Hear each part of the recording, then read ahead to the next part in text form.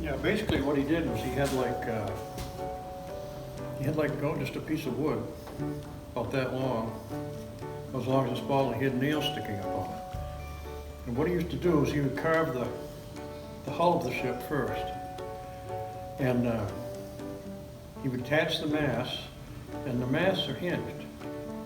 They're like little pieces, and he made all those tools. I look for them to bring it to show, give them to Audrey, but I can't find them. They're in my closet somewhere. But he made these little tiny drills, and he would drill the bottom of the mast. And what happened was, as he made it, he would put the thing on this board, and the mast would fold back, and all the rigging, that's all thread rigging, and they all are actual where they were in the ship. He sailed these ships, so he knew where every one of them went. And he'd fold it back, and that's how it went in. He would glue it, and this is the bowsprit, the first part of it that sticks out in front there where the jibs are. And that's where he pulled the thing up from. He pulled all those up, and the mast would come up. He'd slide it in the bottle with the mast folded down, then he'd pull them up. And he'd glue it down, and in the meantime, before he put it in there, he'd do the background. He painted all this and everything else. And he was a fascinating guy. He was a construction superintendent for the Consolidated Edison in New York City for many years when he came to this country. And he came to this country just before World War I, got drafted, and I told him he didn't want to be he was a fireman because he didn't want to go back to sea because he'd only been torpedoed once in a sailing ship by a German submarine. So he said, I'm a fireman. So he dug ditches in New Jersey the whole war. But anyway, he got a job. He worked for Consolidated Edison. He was the supervisor. When they had construction jobs, he used to supervise them. He went all over the city. He did that for years. He could fix anything, make anything. And but this, in his old days, he sailed in these ships. And this was before they had power or anything. He went around Cape Horn. He'd be like 180 feet in the air and mast, or 150 feet, stuff like that. But so he did it as he got older, and he just did it. And I was a senior in high school in '66. My grandmother died, and after her funeral, he moved to Maine. He was born in Norway, as she was. They were both Norwegians, and he started doing these, and he just, like I said, he banged out 1 million of them. I think every woman in town had one that he made, and I'm getting a lot of them. People are giving them back to me, and so I've still got tons of them I don't renew.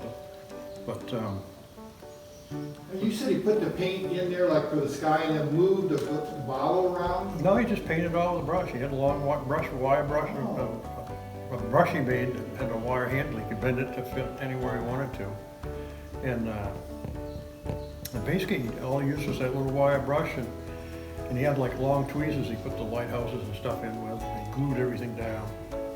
And he had like these little tiny, well, they look like little tiny awls. They're almost like big needles that he punched the holes with the masts and everything with. And everything's hinged. That's the amazing thing. Everything's hinged. All these masts, they're all hinged with thread. And the guy had hands that were like the size of mine, but his fingers were like that big. It was unbelievable. It looked like knockwurst, his hands. And how he could do that stuff, I don't know.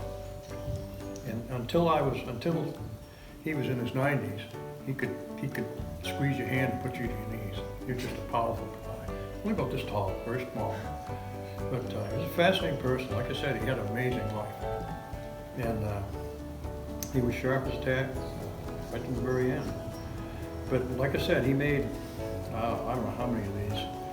These things he made, this one he made for my father. I didn't know about it because I didn't live around here for long years. And I saw it, my folks selling it. They sold the house and he was going to just leave it to me. I said, no, I'll take it. But I have one that I gave my daughter that's probably about, I think it's 3 feet long. And it's a copy of the ship he sailed on. It's a full rig ship like that one. It's a big one. And the other one I have is the Blue Nose, which is a schooner. And he built it to scale, and it had a keel on it. When I was a little kid, I used to sail it down at Reed State Park. And he took the keel off, and I got it mounted in the glass like that, so I got that at home. But But the stuff he did on the ship he made me, it's just so detailed that in the cabin there's bunks inside. It's amazing. I mean, it's just amazing. I remember my sister sat on it and broke it. So he had to rebuild it, and then he put it in a case just to protect it. But that's basically about it. He's a pretty interesting guy. How do you tell the difference between the ones he made and like those ones? Like how do you know that they're not his? This one, that was plastic. He wouldn't make a plastic model.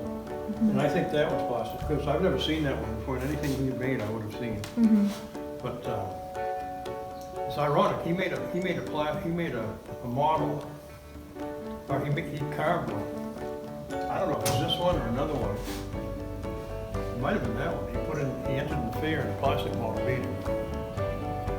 Someone that bought the kit and put it together, he said, screw this, I'll never do this again. So he never would. But, so like I said, I don't know much about that one. But the one he made, the model of for me, is the one he was on when they almost got torpedoed. And they poured out all the sails, and the Sherman submarines and the World War I were very slow. And they actually beat it into France. And then he came to this country. And the way they emigrated was they jumped ship. He and his best friend were going to jump ship in Australia, and the guy got sick, so they came back to the ship. They ended up jumping ship in New York City. That's how he ended up becoming a citizen. Or he ended up here. And then he ended up getting drafted. Of course, when they drafted him, he became a citizen. So, he was a fascinating guy. Like I said, and he was well known around town. Everyone knew him.